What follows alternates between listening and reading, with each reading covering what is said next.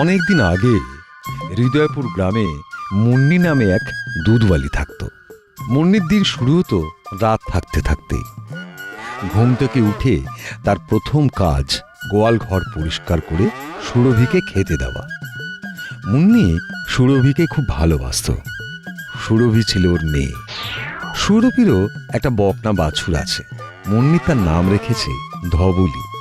সুরভি আর ধবলি ওদেরকে নিয়ে মুন্নির দিন কাটে। মুন্নি দুধ দেয়, ধবলিকে খাইয়ে দুধ জাল দিতে বসে। দুধ জাল দিয়ে ঘি বানায়। মুন্নির হাতের ঘির খুব নাম। হৃদয়পুর গ্রামে সবাই মুন্নির কাছ থেকে ঘি নেয়, দুধ নেয়। বেলা থাকতে থাকতে মুন্নি ঘি নিয়ে বেরিয়ে পড়ে। গ্রামের পথে পথে ঘি ফেরি করে বেড়ায়। ঘি নেবে গো, ঘি, বিশুদ্ধ ঘি, ঘি নেবে গো, ঘি, ভালো ঘি, বিশুদ্ধ ঘি, ঘি নেবে গো। ওর গলার আওয়াজ শুনেই গ্রামের সবাই ঘি কেনবার জন্য ব্যাকুল হয়ে উঠত। মুন্নি, আমার 1 কিলো ঘি লাগবে।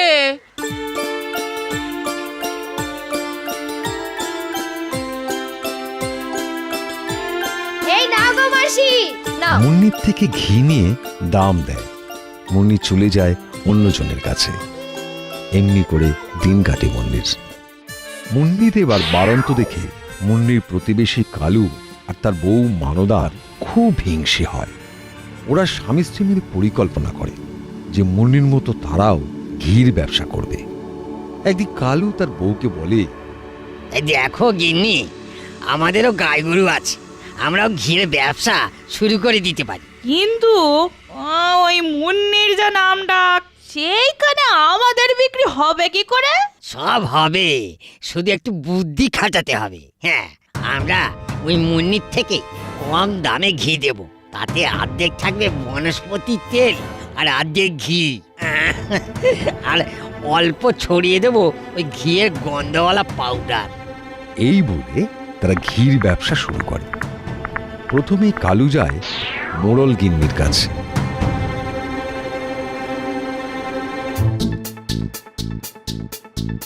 গিন্নিমা, গিন্নিমা, ঘি নেবেন? শুদ্ধ দেশি ঘি।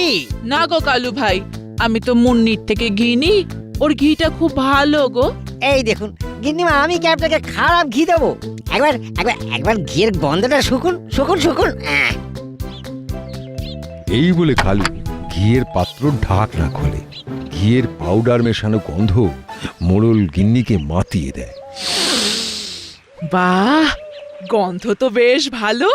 মুন্নির ঘিতে তো কই এরকম গন্ধ নেই। কি আর বলবো মা, আমি কারুর নামে বদনাম করি না, তবু বলছি ওই মুন্নি ওই দুধে এত জল মেশায় যে জাল দিলে না ওই ঘিয়ের সেই গন্ধ আর বের হবে কি করে বলুন তো? মা, আপনি যে দামে মুন্নির ঘি নেন তার অর্ধেক দামে আমি আপনাকে দেব। এই কথা শুনে মোড়ল গিন্নি তো ভারী খুশি। কালু এখন ওর বাঁধা ঘি বিক্রেতা। মোড়ল গিন্নি গ্রামের সব মানুষকে বলে দিলেন যে মুন্নি একটা ঠক।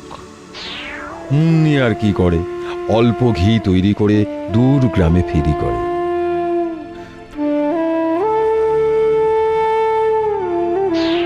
বাড়ি ফিরে সুরভি আর ধবলিকে জড়িয়ে ধরে কাঁদে আর বলে,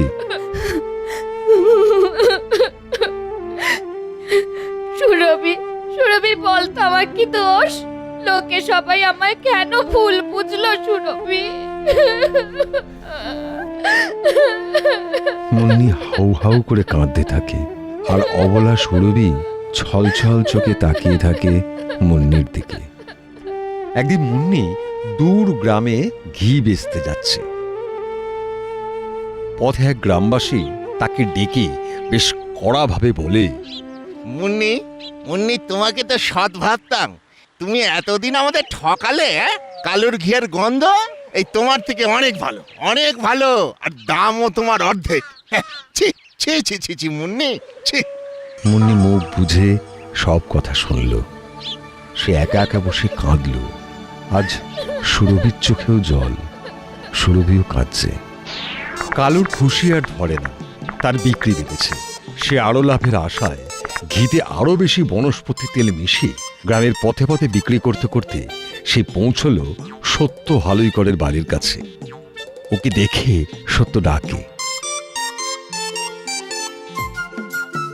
ও কালু ভাই, কালু ভাই, আজ আমাকে 4 কিলো ঘি দাও তো।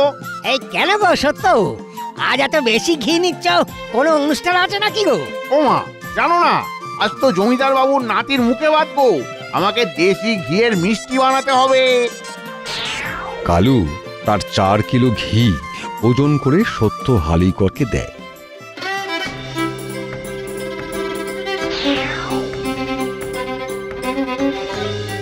ওদিকে সত্য হালুইকরের ঘিয়ের মিষ্টি খেয়ে গ্রাম শুদ্ধ সবার শরীর খারাপ হলো। এমনকি জমিদার মশাই নিজে অসুস্থ হলেন। তলব পড়ল সত্য হালুইকরের।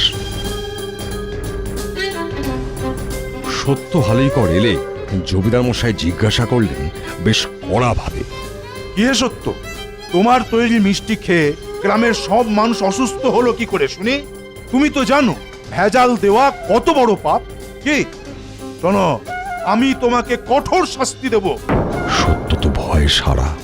একে রাশভারী জমিদার, তার উপর গম্ভীর গলা। সত্যর হাত পা পিঠের মধ্যে সেঁধিয়ে গেছে। কোন রকমে ঢোক গিলতে গিলতে সত্য বলে, বাবু, বাবু, খাবার খেয়ে আমিও অসুস্থ হয়ে পড়েছি, কিন্তু কিন্তু বিশ্বাস করুন, আমি ছানাতে কোনো ভেজাল মেশাইনি, শুধু শুধু ঘি নিয়েছিলাম ওই কালুর কাছ থেকে। অমনি গ্রামবাসীরা রেড়ে করে তেড়ে এলো। এক গ্রামবাসী বলে, বাবা বাবা বাবা, এই নিজের দোষ ঢাকতে এই বেচারা কালুকে দোষী করতে তোমার লজ্জা করছে না? আরেক গ্রামবাসী বলে, আমরা তো সবাই ওর থেকে ঘি নিই, কই আমাদের তো কখনো অসুখ হয়নি। এই স্বীকার করো যে তোমার ছানা খারাপ ছিল।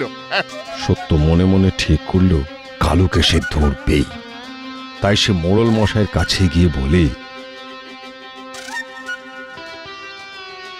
মোড়ল মশাই, আমি সত্যি করে বলছি, আমি সব সময় 1 নম্বর ছানা দিয়েই মিষ্টি বানাই।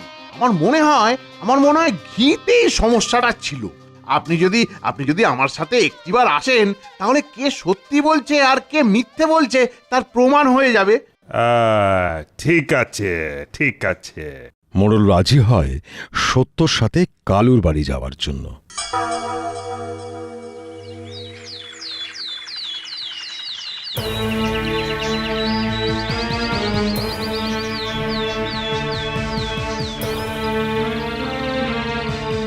পরদিন কাক ভরে সত্য আর মোড়ল মশাই দুজনে কালুর বাড়ির জানলা দিয়ে উঁকি মারে।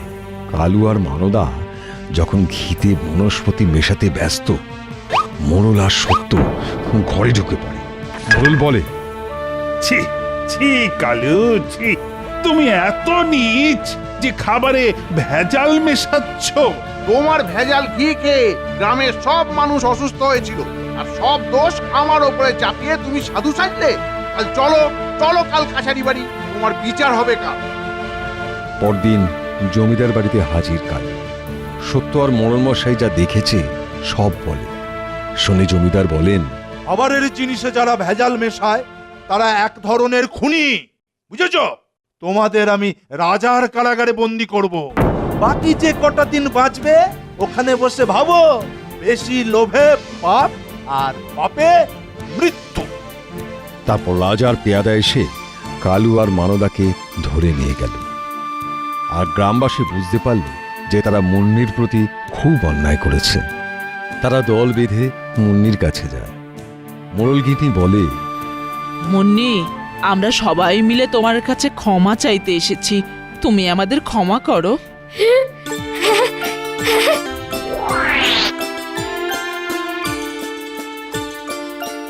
এখন মুন্নি কাঁদছে আনন্দে, তার জয়ের আনন্দে।